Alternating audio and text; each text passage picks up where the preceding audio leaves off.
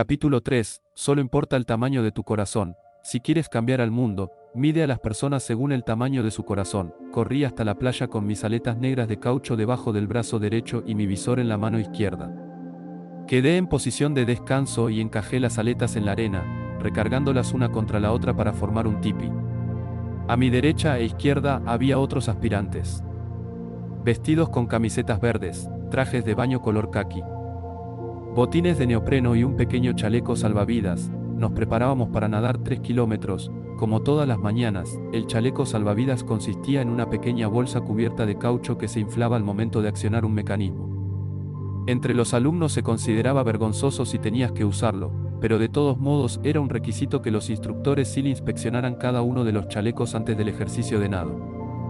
Esta inspección también les daba una oportunidad para hostigarnos aún más. Ese día, el oleaje frente a Coronado alcanzaba casi 2,5 metros de altura. Las olas rompían en grupos de 3, estrellándose con un rugido que hacía que el corazón de cada cadete latiera con más fuerza. El instructor, que se paseaba con detenimiento frente a la fila de hombres, llegó al estudiante justo a mi derecha, un marinero recluta recién llegado a la marina que medía alrededor de 1,65 metros de estatura. El instructor SEAL, un veterano de Vietnam muy condecorado, medía aproximadamente 1,90 metros y se erguía imponente sobre él. Después de inspeccionar el chaleco salvavidas del recluta, el instructor miró por arriba de su hombro izquierdo las olas que se estrellaban en la arena, se inclinó y tomó las aletas del aspirante. Sosteniéndolas cerca del rostro del joven marinero, le dijo en un susurro: ¿de veras quieres convertirte en hombre rana? El marinero se irguió más derecho y con una mirada desafiante, gritó: sí, instructor, eso quiero hacer. Eres un hombre pequeñito, dijo el instructor, agitando las aletas frente a su cara. Esas olas podrían romperte en dos. Guardó silencio y miró brevemente al océano. Deberías considerar retirarte ahora, antes de que salgas lastimado. Por el rabillo del ojo, vi que el recluta apretaba la mandíbula.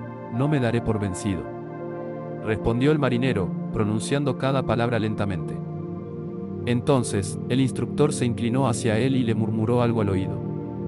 El rugido de las olas me impidió escuchar lo que le dijo. En cuanto los instructores terminaron su inspección, nos ordenaron entrar al agua y empezar el recorrido a nado. 1 hora después, yo salía del agua por la línea del oleaje y encontré al joven recluta marinero de pie sobre la arena. Había terminado su recorrido casi en primer lugar. Más tarde, ese mismo día, le pregunté qué le había susurrado el instructor. Sonrió y me dijo con orgullo: demuéstrame que estoy equivocado. El entrenamiento SEAL siempre se reducía a demostrar algo, que la estatura no importaba, que el color de tu piel era intrascendente, que el dinero no te hacía mejor persona, que la determinación y la tenacidad siempre son más esenciales que el talento. Yo tuve la suerte de aprender esa lección 1 año antes de iniciar mi entrenamiento. Al subirme al autobús urbano en el centro de San Diego, me sentí emocionado ante la posibilidad de visitar el centro de entrenamiento básico SEAL al otro lado de la bahía, en Coronado. Yo era un guardiamarina de primera clase y asistía a un crucero de verano como parte del programa del Cuerpo de Capacitación de Oficiales de la Reserva Naval. Como guardiamarina de primera, me encontraba entre mi 3er y 4er año de estudios universitarios y, si todo marchaba bien, tenía la esperanza de graduarme el siguiente verano e incorporarme al entrenamiento SEAL. Era mitad de semana y mi instructor del ROCE me había dado permiso de ausentarme de la sesión de entrenamiento programada a bordo de uno de los barcos en el puerto para dirigirme a Coronado. Descendí del autobús afuera del afamado Hotel del Coronado y caminé un poco más de 1,5 kilómetros hasta la playa de la base anfibia naval. Pasé frente a varios edificios antiguos de la época de la Guerra de Corea que habían alojado a los equipos de demolición submarina 11 y 12. Afuera del enorme edificio de ladrillos de un solo piso había un gran letrero de madera que mostraba a la rana Fred, un Eran anfibio palmípedo con un cartucho de INT en una mano y un puro en la otra. Este era el hogar de los hombres rana de la costa oeste. Esos intrépidos guerreros con aletas y visores cuyos ancestros militares habían despejado las playas de Iwo, Shima, Taraba, Guam e Incheon. Mi corazón empezó a latir con más fuerza. Este era el sitio exacto en el que quería estar en 1 año. Después del edificio de los equipos de demolición submarina, la siguiente construcción pertenecía al equipo SEAL 1, que por aquel entonces era una nueva estirpe de luchadores de selva que se había ganado la reputación de tener a algunos de los hombres más rudos de todas las fuerzas militares durante la guerra de Vietnam. Otro gran letrero de madera mostraba a la foca Sami, con una daga en una aleta y una capa negra sobre los hombros. Como habría de averiguar después, los hombres rana y los SEAL eran exactamente lo mismo. Todos ellos eran graduados del entrenamiento SEAL, eran hombres rana de corazón. Finalmente, me acerqué al último edificio gubernamental en la playa de la base naval. En la fachada del edificio se leía, Entrenamiento básico de demolición submarina SEAL. Afuera de la entrada principal se encontraban dos instructores SEAL rodeados de jóvenes cadetes navales de nivel educativo medio. Por su altura, los dos SEAL destacaban entre los jóvenes estudiantes. El suboficial mayor de Marina Dick Gray medía 1,90 metros de estatura y tenía hombros anchos, cintura estrecha, bronceado intenso y un bigote oscuro y muy delgado. Era el aspecto que yo había esperado de un SEAL. Junto a él se encontraba el suboficial de Marina Gene Wentz. De más de 1,80 metros de estatura, Wentz era tan fornido como un defensa de fútbol americano, con bíceps imponentes y una mirada de acero que le advertía al mundo entero que no se acercara demasiado. Les ordenaron a los cadetes navales que ingresaran al edificio. Con cierto temor, lo seguí y me detuve en la recepción. Le conté mi historia al joven marinero detrás del escritorio. Yo era guardia marina de primera en la Universidad de Texas y esperaba poder hablar con alguien acerca del entrenamiento SEAL. El marinero se alejó del escritorio un momento y regresó para informarme que el oficial de primera fase, el teniente Doug Haas, estaba dispuesto a hablar conmigo en unos instantes. Mientras esperaba que me llamaran a la oficina del teniente Haas, caminé lentamente a lo largo del pasillo, admirando las fotografías que adornaban las paredes. Eran imágenes de comandos SEAL en Vietnam, hombres que se abrían paso en el delta del río Mekong a través del lodo, que les llegaba a la cintura, imágenes de pelotones SEAL en camuflaje de regreso de una misión nocturna, hombres cargados con armas automáticas y bandoleras de municiones abordando una lancha Swift para dirigirse al interior de la selva.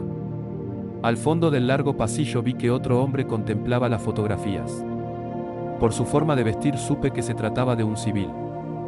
Era de constitución fina, casi frágil, y una melena de cabello caía sobre sus orejas al estilo Vital. Parecía embelesado con los increíbles guerreros cuyas acciones estaban representadas en esas fotografías. Me pregunté si él se consideraría apto para convertirse en un SEAL. Al ver esas imágenes, ¿realmente creería que era lo bastante rudo como para soportar el entrenamiento? ¿Acaso pensaba que su escuálido cuerpo podría con la carga de una pesada mochila y 1000 cartuchos de municiones? Que no había visto a los dos instructores SEAL que acababan de entrar por la puerta principal, hombres imponentes, evidentemente preparados para el desafío. Sentí un pinchazo de tristeza al pensar que alguien había engañado a este hombre, que quizá lo habían alentado a abandonar la comodidad de su vida civil para intentar entrenarse como SEAL. Unos minutos después, el marinero de la recepción caminó por el pasillo con calma y me acompañó a la oficina del teniente Doug Haas, que también parecía un cartelón de reclutamiento para los SEAL. Alto, musculoso y con cabello café ondulado, se veía muy elegante en su uniforme caqui de la marina. Me senté en una silla frente al escritorio de Haas y hablamos sobre el entrenamiento SEAL y las demandas del programa. Me platicó acerca de sus experiencias en Vietnam y me explicó lo que sería mi vida en los equipos si lograba graduarme del entrenamiento. De reojo podía ver al joven vestido de civil que seguía admirando las fotografías de la pared. Al igual que yo, debía de aguardar para hablar con el teniente Haas con la esperanza de averiguar más sobre la instrucción militar SEAL. Me hizo sentirme bien conmigo mismo saber que yo era claramente más fuerte y estaba mejor preparado que otros hombres que pensaban que podían sobrellevar las exigencias del entrenamiento SEAL. En medio de nuestra conversación, de repente el teniente Haas dejó de hablar. Levantó la vista y llamó al hombre del pasillo. Me puse de pie cuando Haas le hizo señas de que entrara en la oficina. Bill, él es Tommy Norris, me dijo, mientras abrazaba efusivamente al delgado hombre, y añadió, Tommy es el último SEAL al que han galardonado con la medalla de honor por su servicio en Vietnam. Norris sonrió, un poco avergonzado por las palabras de Haas. Yo le devolví la sonrisa, le di un apretón de manos y me reí de mí mismo. Este hombre, de apariencia frágil y melena larga, del que dudé que pudiera sobrevivir al entrenamiento, era el teniente Tom Norris. Aquel que había combatido en Vietnam y se había abierto camino por las líneas enemigas en noches sucesivas para rescatar a 2 aviadores derribados. Era el mismo Tom Norris que, en otra misión, había recibido un tiro en la cara por parte de las fuerzas norvietnamitas y al que habían dado por muerto hasta que fue rescatado por el contramaestre Mike Thornton, quien también habría de recibir la medalla de honor por sus acciones. Este era Tom Norris, quien tras recuperarse de sus lesiones había logrado ser aceptado en el primer equipo de rescate de rehenes del FBI. Este callado, reservado y humilde hombre era uno de los SEAL más rudos en la larga historia de los equipos. En 1969, Tommy Norris estuvo cerca de ser expulsado del entrenamiento SEAL. Habían dicho que era demasiado bajo, demasiado delgado y que no tenía la fuerza suficiente. Pero, de manera muy similar a la del joven marinero de mi generación, Norris les demostró a todos que estaban equivocados y, una vez más, comprobó que lo que cuenta no es la talla de tus aletas, solo el tamaño de tu corazón.